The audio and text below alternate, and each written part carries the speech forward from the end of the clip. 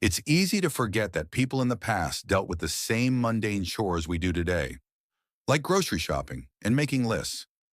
Yet even in the Middle Ages, long before supermarkets and smartphones, folks were jotting down notes to remind themselves what to buy. In this video, we'll explore the humble medieval grocery list, what these lists were, who wrote them, what they included, and why historians find them surprisingly fascinating. As we delve into the scholarly yet subtly humorous world of medieval shopping habits, prepare for a journey into the everyday Middle Ages, a slow-paced, minimally visual reflection on things as ordinary as bread, beer, and crossbow bolts. What were medieval grocery lists? When we say medieval grocery list, we're talking about any written record from the Middle Ages that looks like a shopping list, a jotting of items to buy or gather. In an age without notepads or sticky notes, people improvised. They often grabbed whatever scrap of parchment or paper was handy to scribble down needed goods. One extreme example comes from the Cairo Geniza, a storeroom of old documents in a medieval Egyptian synagogue. There, a shopping list was found scrawled on the back of a torn-up Jewish divorce contract. Talk about recycling paper. Someone literally took a legal document and used the blank back to write down groceries. This repurposed scrap survived for centuries in the Geniza, giving us a rare glimpse of an ordinary market list. Medieval grocery lists weren't formal documents. They were typically ephemeral notes. Most were probably thrown away or worn to shreds after use, so only a few survived by chance. Some turned up in unexpected places, hidden in archives under floorboards, or preserved in the dry climate of Egypt or the mud of a Russian town. For instance, archaeologists in Russia have uncovered medieval notes scratched on birch bark and buried in clay. These include a 14th century shopping list from the city of Novgorod that was etched into birch bark and rolled up like a tiny scroll. In England, a 15th century family's letters happened to be saved, including lists of things to buy in town. And in Italy, even the great Renaissance artist Michelangelo left behind an illustrated grocery list on the back of a letter. More on that later. In short, medieval people did make shopping lists. We just usually wouldn't know it, except for the lucky survival of a handful of them in historical records. It's important to note that medieval grocery shopping was a bit different from today. There were no grocery stores in the modern sense. Instead, people shopped at open-air markets, fairs, or from specific merchants like bakers, butchers, fishmongers, and spice sellers. A grocery list in medieval times might cover stops at several stalls or shops around town. Many rural peasants didn't need written lists. They grew most of their own food or obtained it through their manor. But in towns and cities, or for goods that had to be purchased, salt, spices, cloth, etc., a written list could be very handy for a busy cook or a steward planning a trip to market. So a medieval grocery list could range from a simple memo of a few staples to a detailed inventory for a noble household's shopping trip, depending on who wrote it and for what purpose. Now, who created medieval grocery lists?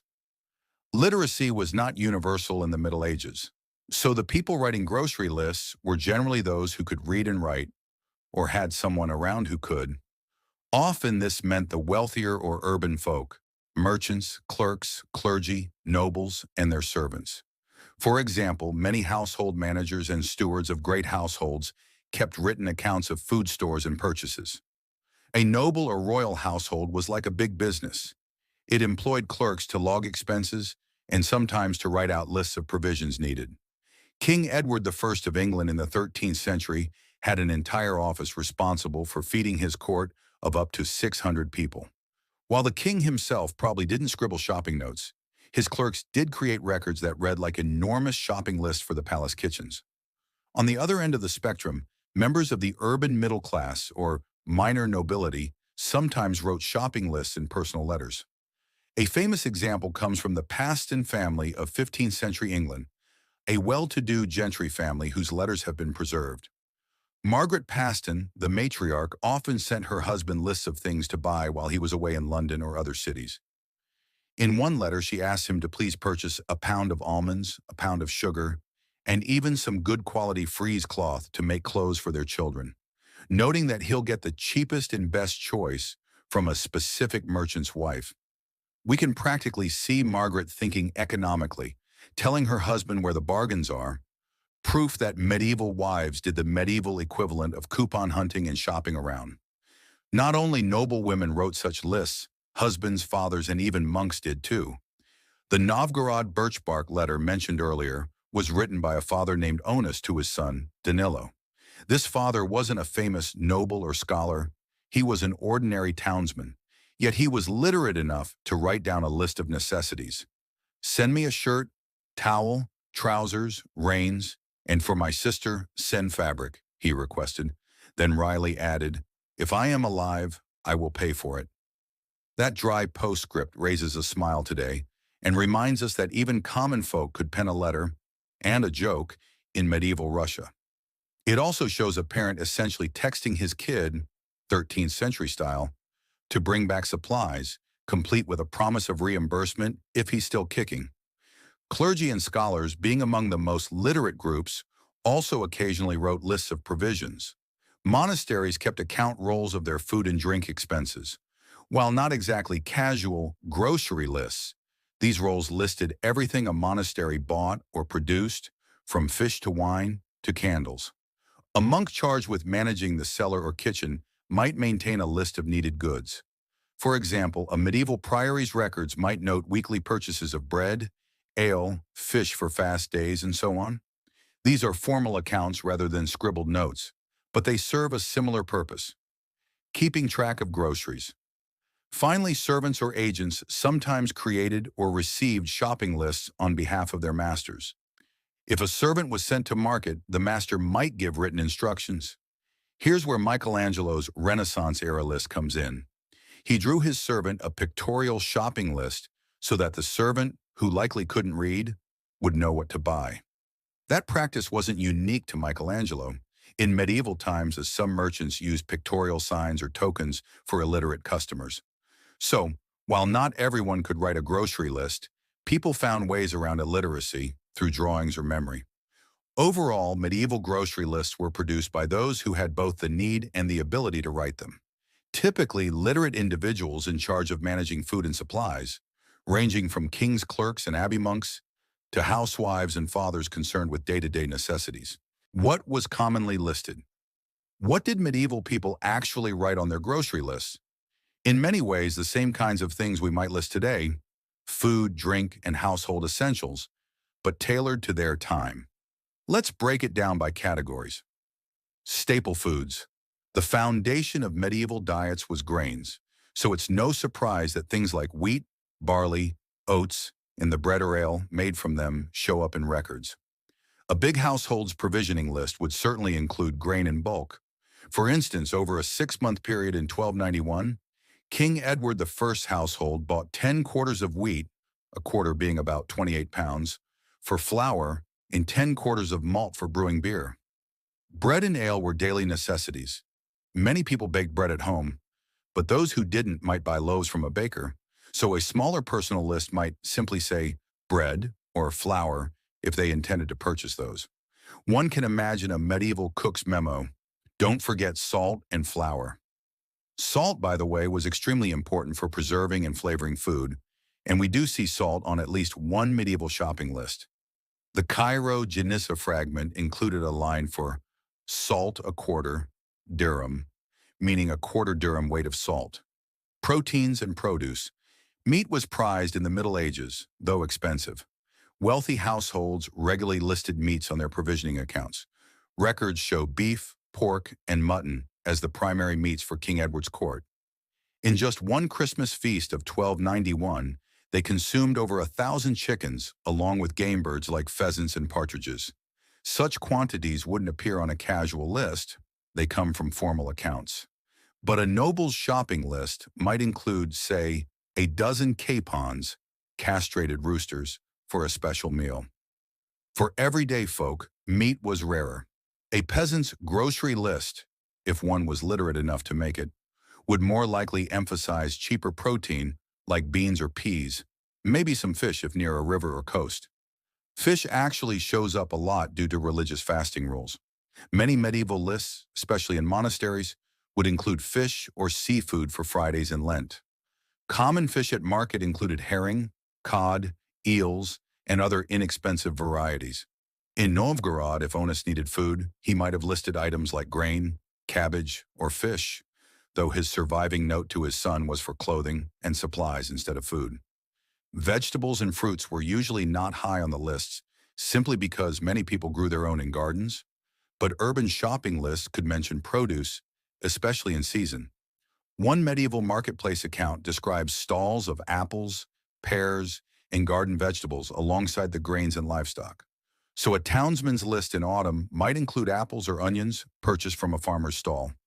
Interestingly, the Cairo Janissa shopping list gives us a window into a Middle Eastern kitchen.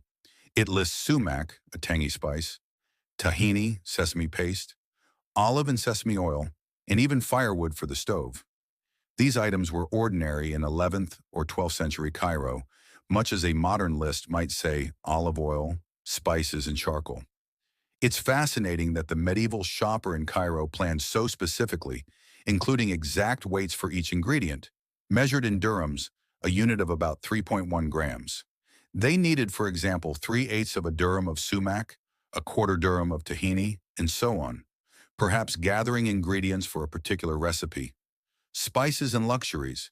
The presence or absence of certain items can tell you a lot about the shopper's social status. Exotic spices like pepper, cinnamon, cloves, nutmeg, as well as cane sugar and almonds were expensive imports in medieval Europe. These appear on lists for the wealthy. Recall Margaret Paston requesting a pound of sugar and almonds, clearly luxuries for a family of means. In a large town, you could find specialist spice merchants, spicers, selling these goods, but only the well-off could afford them. To put it in perspective, a skilled craftsman in 14th century England earned about 2 shillings a week, while a pound of cloves cost around 4 shillings and a pound of ginger about 20 pence. So a pound of sugar or spices on a list was basically a status symbol indicating the buyer had money to burn or a really important recipe to impress guests. In royal accounts, we indeed see spices. King Edward's personal spice stock included ginger, pepper, caraway, cumin, sugar, almonds, and rice. These were kept for the king's table, while the average servants got simpler fare. A medieval shopping list from a noble household might thus have 2 sections: ordinary staples for everyday meals, and a few luxury items reserved for the lord or lady. Non-food items. Medieval shopping lists were not strictly about food. People often combined household necessities in the same note. Cloth and clothing materials frequently appear. For instance, Margaret Paston's list combined groceries with a request for cloth to sew gowns. We also see the Novgorod list was entirely non-food. Clothing and equipment, a shirt, towel, trousers, fabric, and horse reins. A high-ranking servant's shopping list from 1633, a bit post-medieval, included both food like green fish, unsalted cod, and kitchenware like pewter spoons and a frying pan. So it's reasonable that a medieval counterpart might mix in pots, candles, or other household goods if needed. For example, a medieval burgess might jot new cooking pot or candles alongside bread and beer on a market list. And of course, one Paston letter rather famously veers into arms dealing. It contains a shopping list for crossbows with a winding key and bolts for ammunition. Not exactly your typical grocery run, but in the lawless atmosphere of 15th century England, apparently pick-up crossbow bolts could be on the to-do list. Certainly an interesting marriage when your wife reminds you to buy weapons along with the sugar. Organization of lists. Interestingly, some medieval lists seem to be organized not by category of item, but by intended use, almost like a recipe checklist. Researchers studying those Cairo Geniza lists noticed that they were often written in the order of preparation needs. That's why the same item can appear twice with different quantities, as the writer planned for multiple dishes. In the Geniza example, sesame oil is listed in 2 separate amounts because it was needed for 2 different recipes. This tells us the list maker wasn't grouping all oil together, but thinking, for dish A, I need X oil, for dish B, I need Y oil, and jotting things down accordingly. It's a very human way to make a list. We still do this when we mentally walk through a recipe and scribble ingredients in that order. So medieval grocery lists could be a bit jumbled by modern standards, but they made sense to their writers, reflecting their meal plans or the route through the market. A typical medieval shopping list, for those who had one, would include basics like bread or grain, some protein, meat or fish or legumes, possibly dairy, cheese or butter if not made at home, definitely salt and maybe cooking oil, and whatever seasonal produce or herbs they needed. The well-to-do would add spices, sugar, or almond milk ingredients. The modest would stick to inexpensive staples. And thrown into the mix could be non-food essentials: cloth, light sources, rushes or candles, fuel like charcoal or firewood. The Janiza list even explicitly includes wood for fuel, and occasionally something odd like the aforementioned crossbows. Each list was a little snapshot of daily life, telling us what that person or household deemed necessary at that moment. What do these lists reveal about medieval life? At first glance, a grocery list is mundane, just a bunch of stuff to buy. But when that bunch of stuff is 700 years old, it becomes a treasure trove of insight. Medieval grocery lists reveal intimate details of everyday life that grand historical chronicles often overlook. Let's unpack a few revelations. Diet and daily meals. Perhaps the clearest insight is into what people ate and used daily. The items on the list confirm the centrality of bread and grain porridge, the common use of ale, beer, as a daily drink, and the relative rarity of meat for ordinary folk. For example, if we never had an account book from Edward the Fern's kitchen, we might not realize just how much meat a royal household could consume. Thousands of cattle, sheep, and pigs over a few months. On the flip side, the absence of meat on a peasant's list, had they written one, aligns with what we know. Many peasants mainly ate pottage, a stew of grains and veggies, and only occasional bits of bacon or salted herring. Lists also highlight seasonal eating. Fish and meat were not bought haphazardly. They had seasons and religious timing. The presence of fish in lists often corresponds to fasting days. Michelangelo's 1518 list, interestingly, had no meat, only fish and vegetables, which makes sense because it was March, around Lent, when meat was forbidden. So these lists can confirm how religious practice impacted daily diet. Trade and economy. Every imported or rare item on a list is a clue to trade networks. When Margaret Paston requests sugar and spices, it tells us those goods were reaching England's markets from far away, sugar from the Mediterranean or beyond, spices from Asia, and that a provincial gentlewoman knew about and desired them. The Cairo list's inclusion of spices like sumac, or the presence of olive oil and sesame oil together, hints at a lively trade in foodstuffs within the Middle East.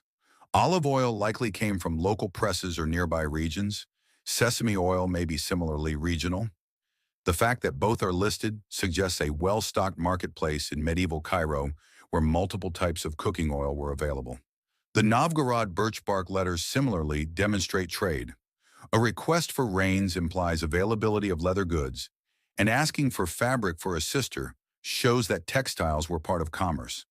These little lists corroborate the bigger picture that medieval economies had robust local markets and long-distance trade for luxury goods.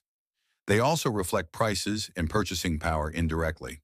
For instance, the Paston letter giving advice on the cheapest source shows that medieval consumers were price-sensitive and that different vendors had different pricing. The shopping list becomes evidence of early consumer behavior and even of marketing by reputation. Margaret trusted Hay's wife to have quality cloth at a good price. Social class and lifestyle. The differences between one list and another can be stark, highlighting medieval social strata. A royal provisioning list that includes almonds, spices, and barrels of fine wine is a world apart from a humble list that might have cabbage and turnips. By comparing, we learn that diet was highly stratified by class.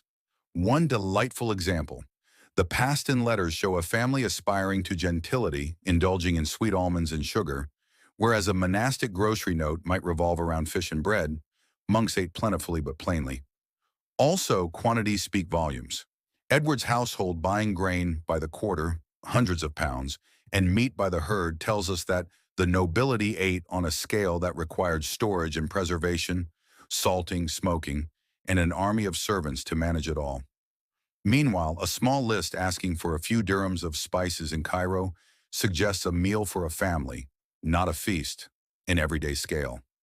These details help historians estimate consumption levels, nutritional standards, and even the agricultural output needed to support different classes.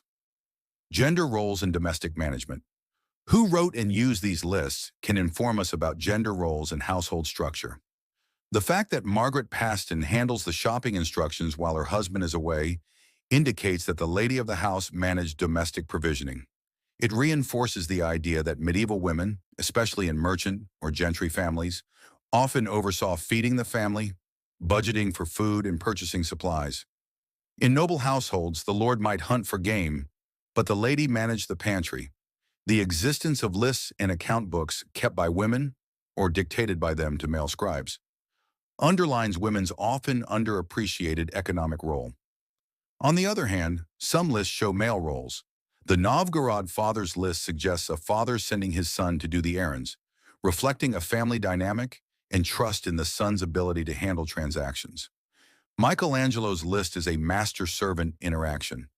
It reveals that even a genius artist had to deal with dinner plans, and he took care to communicate clearly with a servant of lesser education. In a subtle way, that list highlights the divide between literate and illiterate and how people bridged it with drawings, as well as indicating that servants did the actual shopping legwork. Literacy and language. Every grocery list that survives is a tiny testament to literacy creeping into daily life. We learn that writing wasn't used only for big deeds and church texts, but also for routine tasks. The Cairo shopping list is written in Judeo-Arabic, Arabic language and Hebrew script, implying the author was comfortable enough with writing to jot down grocery items in the vernacular. The Novgorod note is in the local dialect of Old Russian, scratched on bark. These aren't polished literary compositions. They're functional, often in informal language. That shows us that by the high Middle Ages, writing had permeated down from the clergy to merchants and others, at least in urban centers. It challenges any notion that medieval people never wrote things down unless they were monks or scribes. Also, the multilingual aspect, Hebrew letters for Arabic words, etc., tells of cultural interactions. In the Geniza community, they mixed languages in daily writing, which is a fascinating detail of medieval Jewish life in the Islamic world. Human touch and humor. Perhaps the most charming revelations are the human touches. These lists show medieval people's personalities peeking through. The father in Novgorod cracking a joke about paying if he's alive. The Paston wife slyly instructing her husband how to shop smart. The anonymous Cairo shopper who, like many of us, scribbled on the nearest scrap paper available, even if it was a ripped-up legal document. These details make us smile and realize people centuries ago had similar wit and pragmatism. Even the fact that someone went shopping with a list reminds us of something relatable, the fear of forgetting something. Medieval folks had busy lives, managing a household or traveling to market once a week, and a forgotten sack of salt or keg of ale could mean real inconvenience. Writing it down was as useful then as it is now. So these lists, mundane as they are, help bridge the emotional gap between us and the medieval past.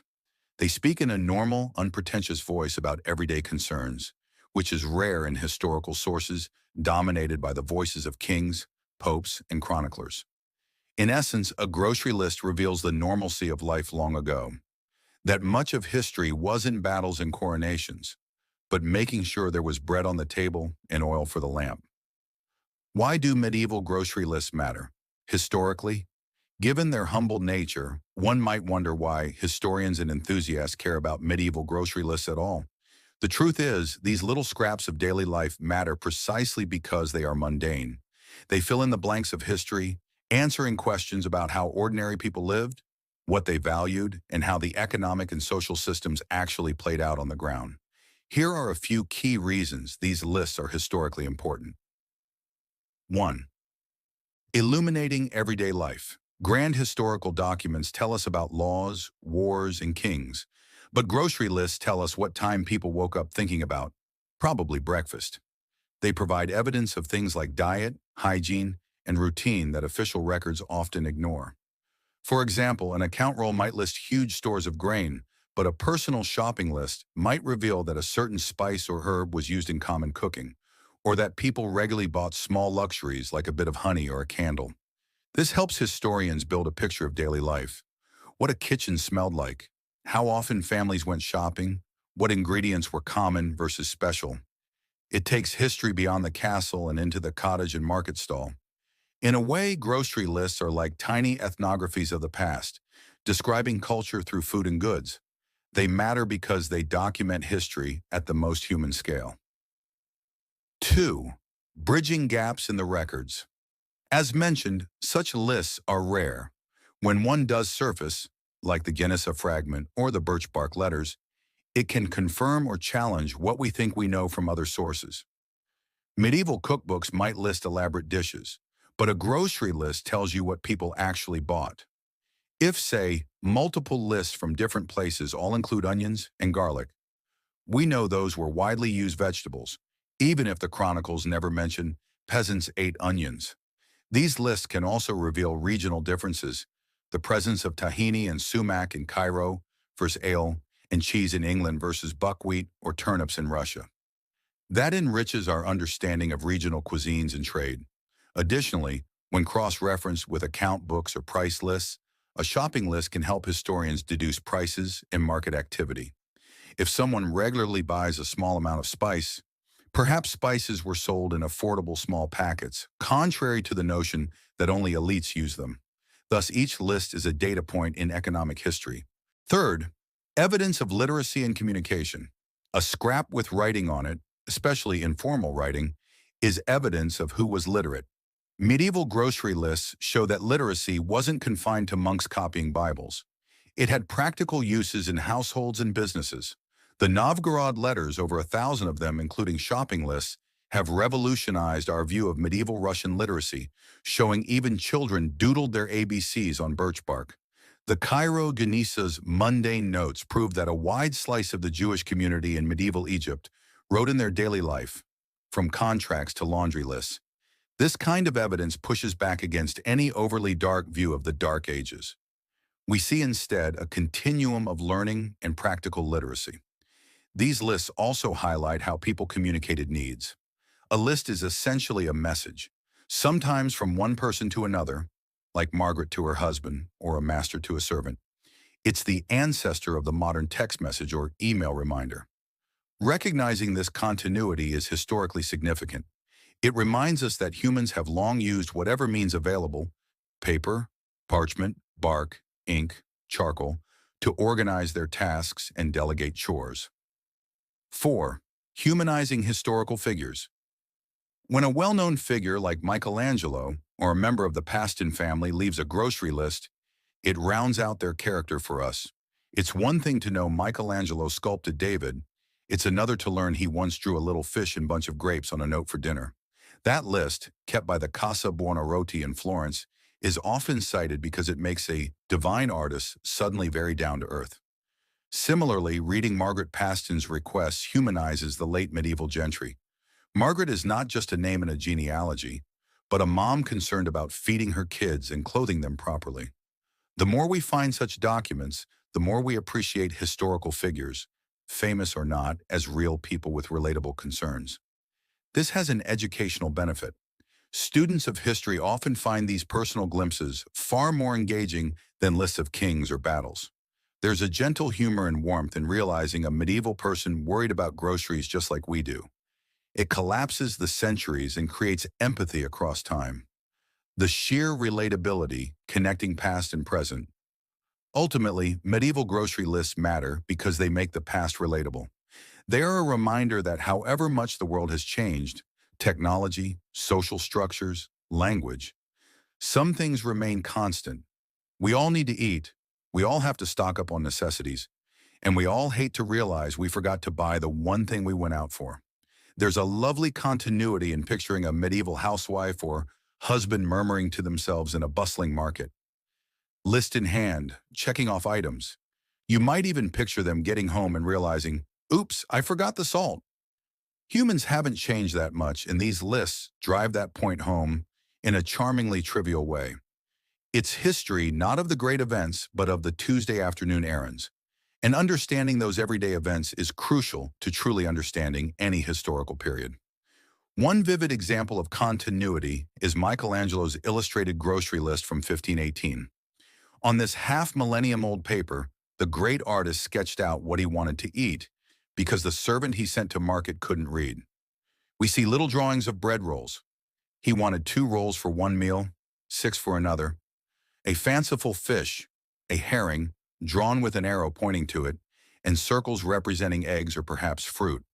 There are even 2 bowls of what looks like salad or stewed fennel, and a tiny jug next to a larger jug to indicate different amounts of wine. In writing, he adds items like tortelli, a kind of pasta.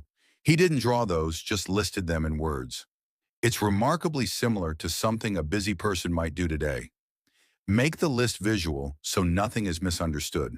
And the fact that it's on the back of a letter, just like the Cairo list on the back of a divorce paper, shows the age-old habit of grabbing scrap paper for shopping notes.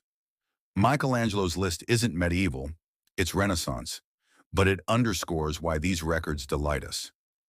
They transform historical giants and distant eras into something approachable.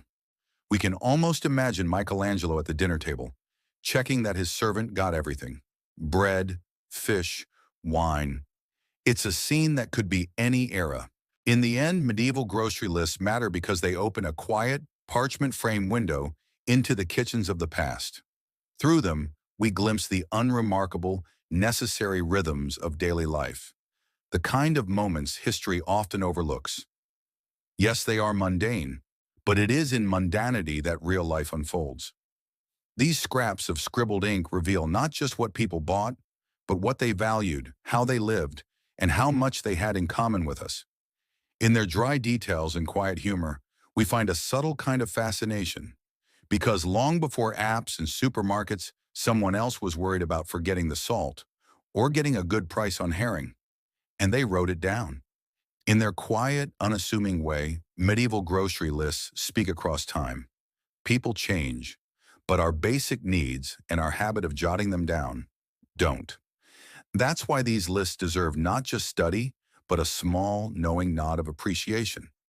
So next time you reach for your own shopping list, remember that you're taking part in a tradition as old as writing itself, joining a long lineage of everyday shoppers, from peasants to stewards to scribes, who knew the quiet power of a well-planned list.